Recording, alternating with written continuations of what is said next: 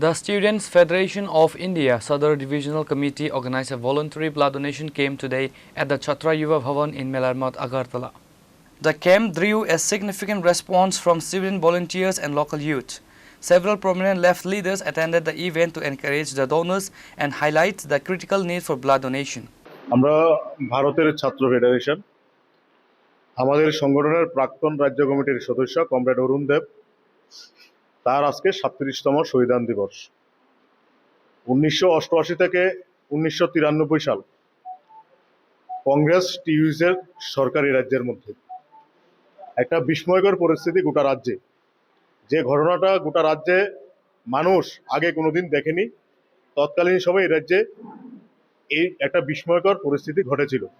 খুন, সন্ত্রাস, রাজধানী, ধর্ষণ, ক্যাম্পাসগুলিকে রক্তাক্ত করা, কলেজগুলিতে সন্ত্রাসের ল্যাবরেটরি তৈরি করা, এগুলি তৎকালীন সময়ের সরকারের গুন্ডা বাহিনীর নিত্যদিনের ঘটনা ছিল। এবং তার সাথে ছিলেন এ রাজ্যের প্রান্তিক এলাকার মানুষ চরম দারিদ্রতার মধ্যে ভুগছেন। জাতি উপজাতি সকলকে একত্রিত করে এই দারিদ্রতা বিরুদ্ধে লড়াই করবার নাম কমরেড অরুণ দেব। জাতি উপজাতি সকল অংশের মানুষের কাছের মানুষ ছিলেন কমরেড অরুণ দেব।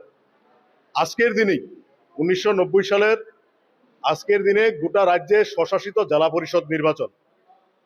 কমরেড অরুণ দেব পুলিং বুথের দায়িত্ব পালন করছিলেন। উনি ছিলেন আমাদের সংগঠনের রাজ্য কমিটির সদস্য, একজন সাংবাদিক, তার পাশাপাশি আমাদের সংগঠনের মুখপত্র ছাত্র সংবাদের সম্পাদক মণ্ডলীর সদস্য। যখন পুলিং বুথ দায়িত্ব করছিলেন ভারতের কমিউনিস্ট পার্টি মার্ক্সবাদীর হয়ে, আমরা দেখলাম গোটা রাজ্যে সকালবেলা থেকেই কংগ্রেসের ঘাতক বাহিনীরা ভোট লুট করছেন, মানুষের গণতান্ত্রিক অধিকার প্রয়োগ করতে দিচ্ছেন না।